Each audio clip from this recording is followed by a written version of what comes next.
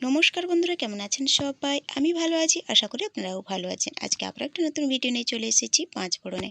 পটল খেয়ে খেয়ে যদি একঘেয়েমি লাগে, তাহলে কিন্তু সেই একঘেয়েমি কাটানোর জন্যে বলবো এইরকম পটলের রেসিপি বানিয়ে নিন। দুর্দান্ত লাগে এই নিরামিষ পটলের রেসিপি। দেখুন, এখানে আমি নিয়ে নিয়েছি পটল, একটা বড় সাইজের আলু সেদ্ধ করে রেখেছি, আর নিয়েছি ছোলার ডাল। ছোলার ডালটাকে ভিজিয়ে রেখেছিলাম আগে থেকেই। আর আপনাদের হাতে যদি কম সময় থাকে, তাহলে কিন্তু ছোলার ডালটাকে গরম জল দিয়ে কিন্তু ভিজিয়ে রাখতে পারেন। এবারে পটলগুলোকে গাটা একটু পরিষ্কার করে নেব। একটা ছুরির সাহায্যে আমি পটলের গাটাকে, যে ওপরে খোসাটা থাকে, সেটা আমি ছাড়িয়ে নেব। এইভাবেই পটল রান্না করলে দুর্দান্ত লাগে। যে কোনো নিরামিষের দিনে কিন্তু এই পটলের রেসিপি করে নিলে কিন্তু এই একটা রেসিপি দিয়েই আপনাদের খাওয়া হয়ে যাবে। দেখুন, সমস্ত পটলগুলোই কিন্তু আমি গাটা পরিষ্কার করে নিচ্ছি। খুব বেশি এখানে পটল লাগে না, অল্প পটল দিয়েই কিন্তু রান্নাটা হয়ে যায়। আর খুব বেশি যে মশলা লাগে বা আলাদা কোনো মশলা লাগে তা কিন্তু নয়। যে সমস্ত মশলাগুলো ব্যবহার করেছি, সেই সমস্ত মশলা কিন্তু আমাদের রান্নাঘরে প্রত্যেকের থাকে। দেখুন, এবারে আমি পটলগুলোকে গ্রেট করে নেব। এইরকম গ্রেটারও কিন্তু সবার ঘরে এখন থাকে। গ্রেটারের সাহায্যে পটলগুলোকে গ্রেট করে নেব। আমি এখানে আজকে 250 গ্রাম পটল নিয়েছি। আমার যতটা পরিমাপের দরকার আমি ততটা পরিমাপে নিয়েছি। আপনাদের যদি দুটো তিনটে পটল দিয়ে করতে ইচ্ছে হয়, তাও কিন্তু করে নিতে পারেন। 250 গ্রাম পটল নিয়েছি মানে আপনাদেরও নিতে হবে তা কিন্তু নয়। দেখুন, পটলগুলোকে কিন্তু ভালো করে আমি গ্রেট করে নিচ্ছি।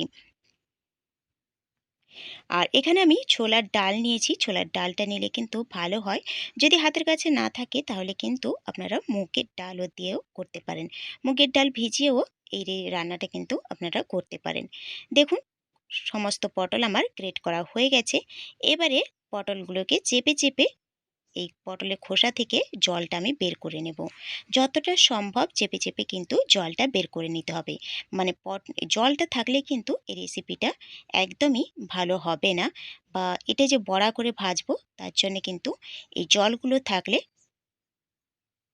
বড়াটা ভাজা যাবে না, লেদলেতে ভাব হয়ে যাবে। সেই জন্য কিন্তু এই জলগুলো কিন্তু বের করে দিতে হবে।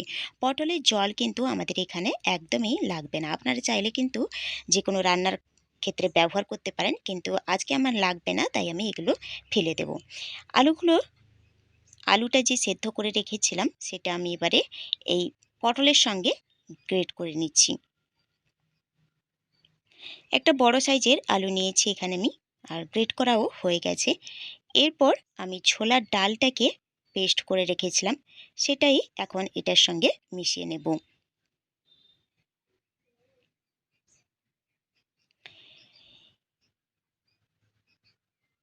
দেখুন, মিশিয়ে নেওয়া হয়ে গেছে। এবারে কিছু শুকনো গুঁড়ো মশলা ব্যবহার করব। গুঁড়ো মশলার মধ্যে থাকবে স্বাদ মতো লবণ, আর থাকবে হাফ টিস্পুনের থেকে আরও একটু কম জিরের গুঁড়ো, আর নিচ্ছি অল্প একটু হলুদের গুঁড়ো, আর নিচ্ছি লঙ্কার গুঁড়ো। লঙ্কার গুঁড়ো ছাড়া এছাড়া আমার এখানে আর কিছু মশলা লাগবে না। এবারে হাত দিয়ে ভালো করে কিন্তু মেখে নেব। এগুলোকে বড়া ভাজবো প্রথমে, তার জন্য কিন্তু ভালো করে এগুলোকে মেখে নিতে হবে হাত দিয়ে। খুব ভালো ভালো করে কিন্তু আমার মাখা হয়ে গেছে। এবারে কিন্তু আমি ভাজার জন্য গ্যাসের কাছে চলে যাব। আপনারা চাইলে কিন্তু এইরকম বড়া ভেজেও খেতে পারেন। সন্ধ্যের চায়ের সঙ্গে কিন্তু এইভাবে বড়া ভেজেও খেতে পারেন। দেখুন, আমি কড়াই বসিয়ে দিয়েছি, আর কড়াইতে অল্প একটু সাদা তেল দিয়ে দিয়েছি। রান্নাটা আপনারা চাইলে সর্ষের তেলেও করতে পারেন। তেলটা গরম হয়ে গেলে আমি ছোট ছোট বড়ার সাইজে কিন্তু আমি পকোড়াগুলো ভেজে নেব। এপিট ওপিট করে কিন্তু একটু টাইম নিয়ে গ্যাসের আঁচটাকে একটু হাইতে রেখে এপিট ওপিট করে এগুলোকে আমি ভেজে নেব। এই রকম পটলের বড়া খেতেও কিন্তু খুব সুন্দর লাগে। আপনারা যদি তরকারি না বানাতে চান, তাহলে কিন্তু এরকম বড়াও ভেজে খেতে পারেন। দেখবেন ছোট থেকে বড় সবাই কিন্তু এই বড়াগুলো খেতে ভালোবাসবে, কারণ এতটাই টেস্টি হয় এই পটলের বড়া। সবগুলোই কিন্তু আমি উল্টে এপিট ওপিট করে লাল লাল করে ভেজে নিয়েছি। এবারে এগুলোকে আমি তুলে নেব, আর বাকি যে অল্প একটু আছে সেগুলো এই একইভাবে বড়া করে ভেজে নেব। আর বন্ধুদের কাছে অনুরোধ রইল আজকের এই ভিডিওটা স্কিপ না করে পুরো ভিডিওটি দেখার অনুরোধ রইল। তাহলে যে যে মশলাগুলো ব্যবহার করেছি সেগুলো কিন্তু আপনারা ঠিকঠাক ব্যবহার করতে পারবেন। আর যদি স্কিপ করে দেখেন তাহলে কিন্তু বুঝতে পারবেন না, সেক্ষেত্রে কিন্তু রান্নাটা মোটেও ভালো হবে না। তাই অনুরোধ রইল বন্ধুদের কাছে ভিডিওটি না টেনে পুরো ভিডিওটি দেখার। আর আজকের ভিডিওটি যদি ভালো লাগে তাহলে অবশ্যই কিন্তু লাইক শেয়ার কমেন্ট কিন্তু করতে ভুলবেন না। আর এই ভিডিওটা যদি নতুন কোনো বন্ধু দেখে থাকেন তাহলে অবশ্যই চ্যানেলটিকে সাবস্ক্রাইব করে পাশে থাকা বেল আইকনটি প্রেস করে অল নোটিফিকেশন করে দেবেন। তাহলে প্রত্যেক দিনের ভিডিও সবার আগে আপনার কাছে পৌঁছে যাবে। দেখুন বড়াগুলো ভাজার পর আমি আলু দুটো ছোট সাইজের আলু আমি এইভাবে কেটে রেখেছিলাম, সেগুলোকেও এই একই তেলের সঙ্গে আমি ভেজে নিলাম। তারপর কড়াইতে অল্প একটু তেল দিয়ে দিলাম কিছু মশলা, যেমন দুটো এলাচ, দুটো লবঙ্গ আর এক টুকরো দারচিনি, আর দিয়ে দিয়েছি হাফ চামচের মতো গোটা জিরে আর একটা তেজপাতা। এবারে গোটা মশলার থেকে ভালো একটা ফ্লেভার বেরোলে কিন্তু এখানে আমি দিয়ে দিলাম 1 টেবিল চামচের মতো আদা আর কাঁচা লঙ্কা বাটা। আদা আর কাঁচা লঙ্কা বাটাটাকে একবার নেড়ে চেড়ে কিন্তু এখানে বড় সাইজের টমেটো একটা ব্যবহার করেছি। এইভাবে রান্না করলে কিন্তু যে কোনো নিরামিষের দিনে এই রেসিপিটা যদি বানিয়ে নেন তাহলে কিন্তু এই একটা রেসিপি দিয়েই, একটা রান্না দিয়েই কিন্তু আপনাদের খাওয়া হয়ে যাবে। এতটা টেস্টি হয় এই পটলের রেসিপি। পটলের একঘেয়েমি কাটাতে কিন্তু এই রেসিপিটা একদমই পারফেক্ট।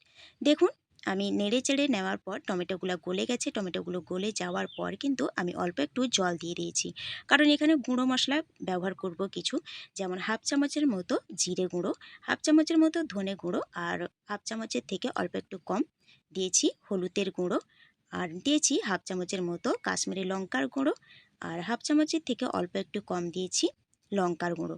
এবারে মশলাগুলোকে নেড়েচেড়ে কিন্তু আমি ভালো করে ভেজে নিয়েছি। এরকম তেল বেরোতে শুরু করলে কিন্তু মশলার থেকে আমি আগে থেকে যে ভেজে রেখেছিলাম আলুগুলো, সেগুলোই আমি দিয়ে ভালো করে কিন্তু কষিয়ে নিয়েছি।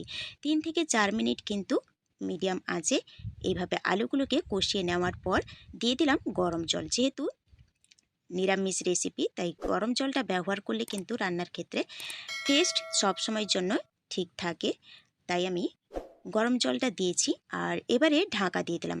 3 মিনিটের মতো ঢাকা দিয়ে দিয়েছিলাম। দেখুন ঢাকা খোলার পর আমি চেক করে নেব আলুগুলো সেদ্ধ হয়েছে কিনা।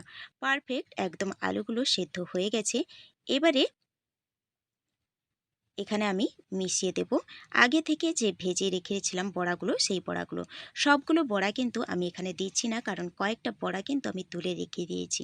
এইভাবে ভাজা খেতেও, পটলের বড়া ভাজা খেতেও কিন্তু ভালো লাগে, তাই আমি কয়েকটা তুলে রেখে কিন্তু রান্না করছি। এবারে ফুটে যাওয়ার পর 3 থেকে 4 মিনিট ফুটিয়ে নেওয়ার পর দিয়ে দিলাম হাফ চামচের মতো গরম মশলার গুঁড়ো, আর হাফ চামচের মতো দিয়ে দিলাম চিনি, কারণ নিরামিষ রেসিপি যেহেতু চিনিটা না দিলে ভালো লাগবে না, তাই চিনি দিয়ে দিলাম।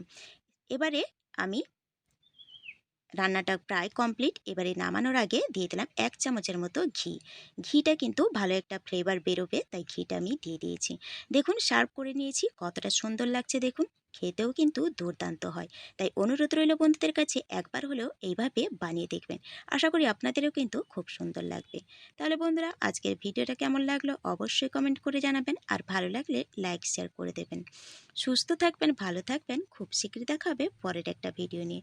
তাহলে চলুন আজকে এই পর্যন্ত, দেখা হবে কোনো নতুন ভিডিওতে। Thanks for watching my video.